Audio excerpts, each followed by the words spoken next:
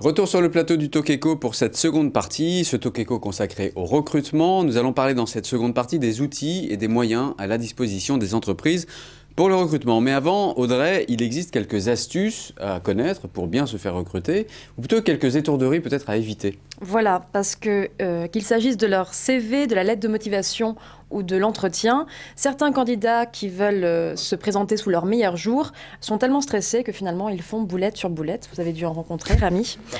Alors, parce que ça nous a fait sourire, je vous propose de vous faire découvrir quelques-unes des pépites que j'ai pu trouver sur Internet. Dans son CV, un candidat a trouvé pertinent de spécifier dans la catégorie information additionnelle bonne santé et bon corps, 10 sur 10 aux 2 yeux, capable de travailler de jour comme de nuit. Bon, ce genre de détails... C'est pas mal. Je ne crois pas que c'était de l'humour. Hein. Ce genre de détails n'intéresse pas les recruteurs, enfin il me semble, et si vous tenez absolument à faire passer l'info, faites des sous-entendus pendant l'entretien. Dans une lettre de motivation, un recruteur a lu « Animé depuis toujours par votre activité, je suis actuellement gardien de nuit pour laisser le temps aux opportunités de me conduire vers ma voie ». On n'y croit pas trop, finalement. Ou encore, je réside actuellement à la Martinique, mais je pourrais me déplacer très aisément. Donc, c'est pas aussi logique que ça paraît. Ça dépend s'ils cherchent un job à la Martinique, ça peut exister aussi. C'était en France, voilà. Alors enfin, dans les entretiens, nous avons le candidat qui tente de défier son recruteur au bras de fer. Ça non plus... Celui qui s'allonge par terre pour remplir le questionnaire, voilà. Ou celui qui demande à voir le CV du recruteur pour être sûr, pour connaître le niveau d'études de la personne qui le recrute. Est-il légitime finalement pour me recruter, c'est ça? Exactement. J'aurais pu le faire lorsque vous m'avez recruté. Il se fait de plus en plus par Google. Les candidats arrivent avec plein d'informations sur leur recruteur. Mais justement, alors ça c'est ce qu'il ne fallait pas faire. Maintenant, plus sérieusement, 3 conseils pour réussir au mieux votre entretien. Avant de rencontrer le recruteur, renseignez-vous sur l'entreprise, bien sûr, à laquelle vous postulez, et même si c'est possible, sur la personne qui vous reçoit. Avec un peu de chance, vous avez un hobby commun qui vous rend très sympathique à ses yeux. C'est légitime. Deuxième conseil, ne parlez pas trop de vous, en tout cas pas trop longtemps. 7 minutes suffisent de passer ce délai. Il est horripilant pour le recruteur d'avoir été coupé de parole aussi longtemps. C'est vrai, Rami ? Faut pas exagérer. J'irai jusqu'à 8 minutes. D'accord, vous êtes patient. Et enfin, dernier conseil qui paraît légitime, mais tout le monde n'y pense pas. Réfléchissez en amont aux questions qui peuvent être gênantes. Ça vous permettra finalement de préparer votre entretien. Et si ces questions sont posées, de les prendre avec plus de légèreté. Sérénité. Sérénité, moins de stress, voilà. Alors, question immédiate, est-ce que l'originalité est payante quand on est en entretien de recrutement ? Elle peut l'être si c'est une originalité pertinente. L'important, c'est d'exprimer sa différence, c'est ce qu'on a de spécifique quand on est candidat. Appelons ça originalité. En général, il ne faut pas que ce soit une originalité hors cadre et complètement débridée. Ça peut être inquiétant. D'accord. Très bien. Alors, plus sérieusement, comment aujourd'hui les entreprises s'y prennent-elles pour recruter concrètement? Est-ce qu'on est toujours dans le traditionnel entretien, second entretien, etc. Est-ce qu'il existe aujourd'hui des moyens de recruter différents? On va parler évidemment, vous l'avez compris, peut-être des réseaux sociaux, en tout cas des manières de se renseigner sur les candidats. Aujourd'hui, quelle est votre expérience, votre constat en la matière? Je pense qu'il faut distinguer ce qu'on appelle le sourcing en matière de recrutement, c'est-à-dire comment les candidats postulent pour un poste. Des phases de sélection et d'entretien eux-mêmes. Pour le sourcing, ça a été la révolution ces 10-15 dernières années, puisque autrefois, les candidats répondaient de façon traditionnelle à une petite annonce qu'on trouvait dans la presse en général. Et donc, on répondait avec une lettre manuscrite, en collant en général sa photo en noir et blanc en couleur sur le CV et en mettant tout ça sous enveloppe.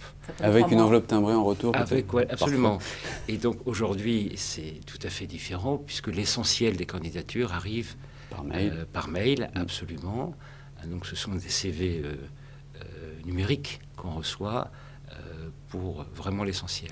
La lettre de motivation, elle existe encore vraiment? Vous en tenez compte? Vous recevez des lettres de motivation vous-même? Ah oui, bien sûr. Je pense que ça fait partie des traditions, en quelque sorte, d'envoyer une lettre de motivation. Il faut dire, moi, personnellement, je ne les lis pas souvent. Pour moi, une lettre de motivation, ça sert quand je ne suis pas sûr d'un côté ou l'autre. C'est-à-dire, c'est le petit plus ou malheureusement le petit moins dans la candidature, mais effectivement, c'est pas la première chose que je vais dire quand un CV arrive chez nous.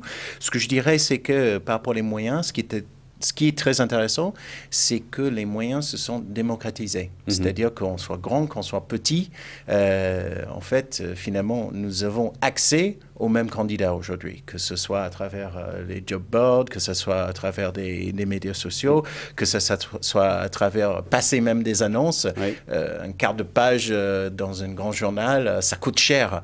Une petite annonce sur l'Internet, ça coûte rien du tout. Donc du coup, que ce soit un PME, un TPE, un grand groupe de 440, tout le monde peut atteindre, je pense, les cibles aujourd'hui. La contrepartie, c'est que tout le monde communique sur les offres et donc la PME, en particulier, est de moins en moins visible. Comment on peut attirer les bons candidats ? Même les grands groupes peuvent être noyés dans la masse. Je pense que attirer, on peut avoir la notoriété, bien sûr, ce qui est notre cas, donc ça facilite. Mais par contre, j'ai aussi travaillé pour des entreprises, des PME, où on n'avait pas forcément cette visibilité. Je pense que là, pour le coup, l'originalité peut justement changer quelque chose. C'est-à-dire, ça peut être soit dans la façon de se présenter, soit dans le texte, soit dans l'endroit, c'est-à-dire être original en allant sur un nouveau site, en allant sur... donc, toutes ces choses-là permettent justement de faire... d'apparaître, d'émerger peut-être. Ensuite, aujourd'hui, effectivement, aller directement atteindre le cible à travers les réseaux. Donc aujourd'hui, c'est essentiel, cette approche directe, et notamment avec la génération Y, c'est d'aller leur dire pourquoi ils vous intéressent. Finalement, c'est très flatteur d'être contacté et quelqu'un dit, en fait, on s'intéresse à vous, pas une annonce mais vous, et voici pourquoi. J'ai remarqué dans votre profil que vous avez ça, ça, ça et ça. Nous proposons ça, ça et ça. Il me semble qu'il y a vraiment un mariage à imaginer. Voilà. Et ça, c'est très flatteur, je pense. Alors, on l'a vu tout à l'heure, une minorité des PME ont des fonctions RH, tout simplement, dans l'entreprise. Un tiers des PME, donc les PME, en France, la définition, c'est moins de 500, donc un tiers, c'est quand même très très peu, ont un DRH. Donc aujourd'hui, concrètement, elles s'y prennent. Comment ? C'est le dirigeant qui va à la chasse ? Non, elles externalisent. La phase de recrutement, quand on est dans cette taille entre, en tout cas, 150 et 500, on fait toujours appel à un cabinet de recrutement s'il n'y a pas de RH intégré, pour répondre à votre question. Sur les trucs, pour rebondir sur ce qu'a dit M. Byrne, quand j'avais réalisé mon ouvrage, j'avais fait une quarantaine d'interviews qui étaient réparties à peu près entre cabinet de recrutement et responsables d'entreprise. Et ils disaient effectivement tous la même chose, c'est-à-dire que la première chose qui est lue, c'est toujours le CV. Donc concrètement, on retournait si elles étaient envoyées à l'époque par lettre, on retourne la lettre de motivation et le premier tri, il y a 3 tris, ce sera peut-être confirmé par monsieur, mais il y a 3 tris et la première chose qui est lue, c'est le CV. Donc importance stratégique du CV. Mais et on va peut-être arriver là aux spécificités françaises. Oui. Quand on vous demande lettre manuscrite, et ça, là par contre, j'ai pas pu faire émerger un arbitrage. Vous avez des cabinets très sérieux en France qui ont pignon sur rue, qui accordent une importance énorme à la lettre de motivation et à la graphologie. C'est-à-dire que quand vous avez passé le premier tri, vous avez, et on peut, moi j'ai pas d'élément de réponse, je ne sais pas, et c'est quasiment unique propre à la France. Alors avant d'aller voir comment vous recevez vos candidats, puisqu'on est allé voir dans votre cabinet, moi je m'interroge sur la légitimité en tout cas la nécessité pour une PME plus petite encore, 20, 30 personnes, de faire appel à un cabinet. Aujourd'hui, l'arbitrage, il est essentiellement financier. C'est-à-dire, en gros, je vais payer 6 mois de salaire ou 3 mois de salaire. Ça coûte combien d'ailleurs un recrutement par un cabinet ? C'est un trimestre, c'est ça ? Oui, entre 15 et 30% de la rémunération annuelle brute d'un candidat. Bon, donc c'est majeur pour une petite entreprise. Elle a intérêt malgré tout à passer par un cabinet, à votre avis ? Vous n'allez pas me dire non, mais... Moi, je le pense à différents niveaux. D'abord, dans une PME, on l'a dit, c'est plutôt le dirigeant ou les responsables opérationnels qui recrutent eux-mêmes quand la PME n'a pas de responsable du recrutement ou de DRH. Et donc, les dirigeants sont plein de qualités, mais ne sont pas des professionnels du recrutement. Or, c'est un métier. La PME, par ailleurs, a l'impératif de ne pas se tromper. Et le cabinet peut l'aider à différents niveaux. D'abord, premier niveau, pour bien définir ou redéfinir le contour du poste et surtout le profil attendu. Souvent, les PME, comme les grands groupes, ont tendance à définir un mouton à 5 pattes, comme on dit. Or, parfois, une ou deux pattes en moins peuvent suffire si le mouton court vite, si vous voulez. Hein. Donc, bien définir ça au départ et aider les managers de la PME à designer le poste et le profil, et à partir de là, aider la PME dans les phases de recherche, donc de sourcing, dans les phases d'entretien, surtout dans les phases de choix. L'enjeu pour une PME, c'est la sélection, au moins autant que le sourcing. Très bien. Alors nous sommes allés assister à un entretien dans le cabinet Célescope avec Rami Kechtel pour un poste d'ingénieur d'affaires. Nous sommes demandé comment savoir si un candidat était le bon candidat. On regarde.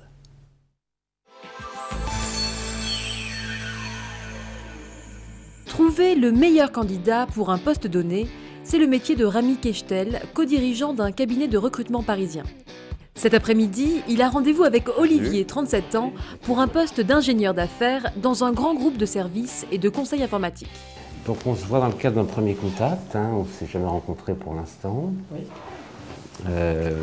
pour évoquer ensemble pendant à peu près 45 minutes pour aujourd'hui le poste pour lequel vous avez répondu par voie d'annonce, qui est un poste d'ingénieur d'affaires confirmé. Pendant cet entretien, Rami tentera de comprendre qui est le candidat, la logique de son parcours professionnel, si logique il y a, ainsi que ses motivations pour le poste proposé. Je trouve que, j'ai eu la chance d'avoir monté une entreprise aux États-Unis, donc je pense que c'est une bonne école et c'est pas à la portée de tout le monde de pouvoir faire ça. Attentif, il posera des questions simples, parfois gênantes.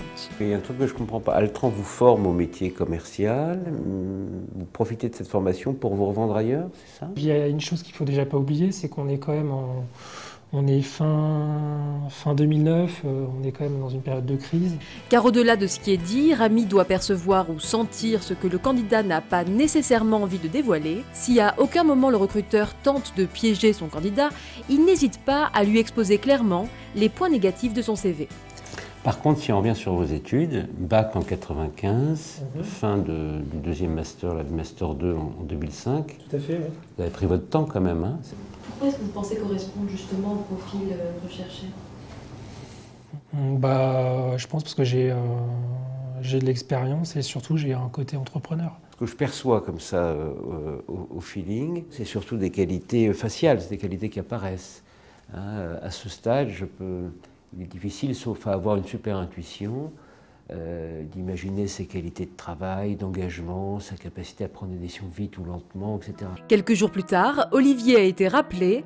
Malgré la qualité de son CV, il n'a pas été retenu pour ce poste et ne rencontrera donc pas le client lors d'un second entretien. Pour ce poste, le cabinet avait reçu 150 candidatures. Seulement 5 candidats ont rencontré le client.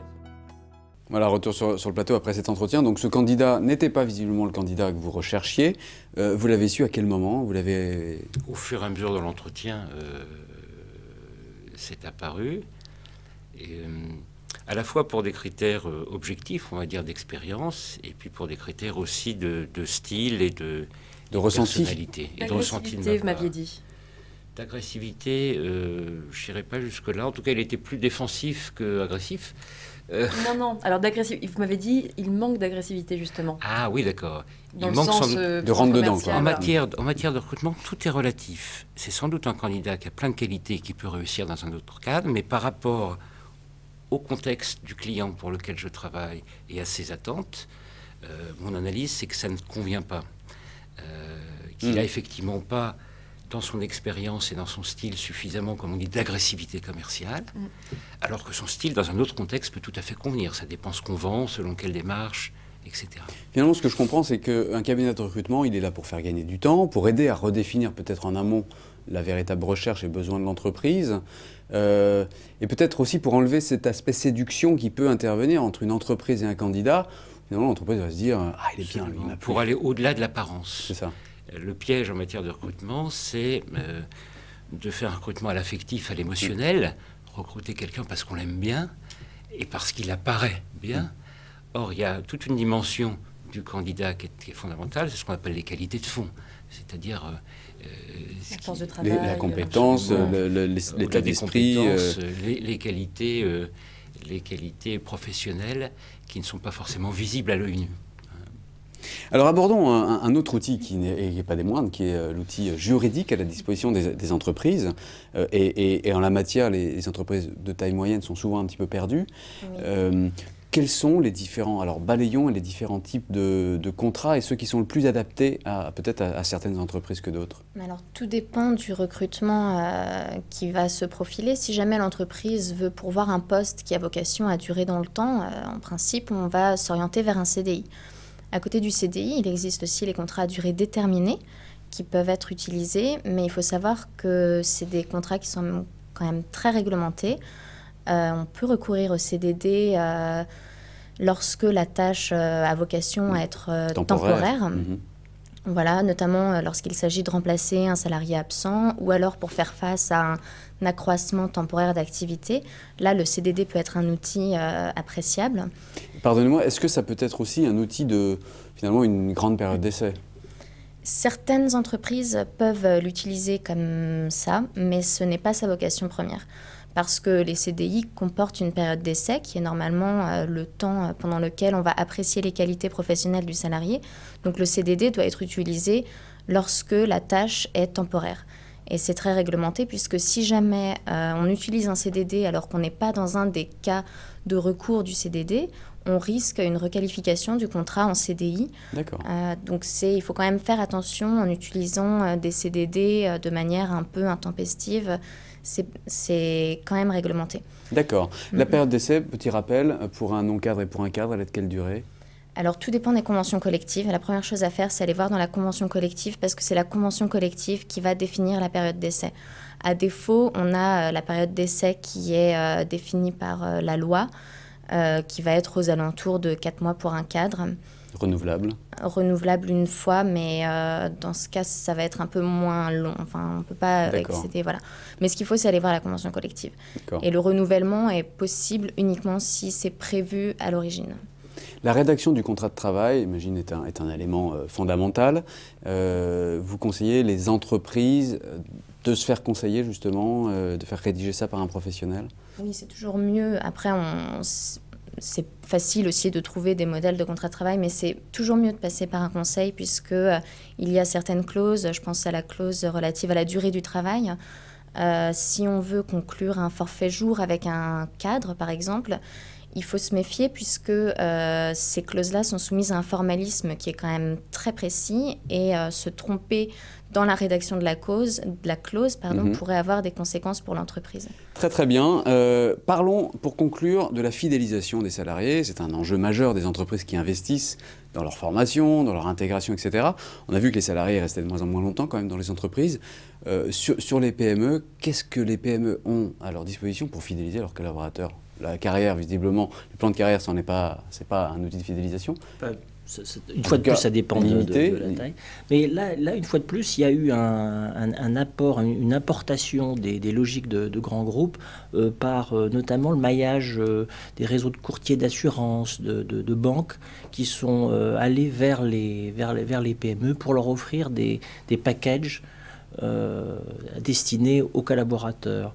Sans rentrer trop dans la technique, mais vous avez des articles 83 qui vous permettent de faire vous cofinancez avec votre collaborateur un complément de retraite capitalisé.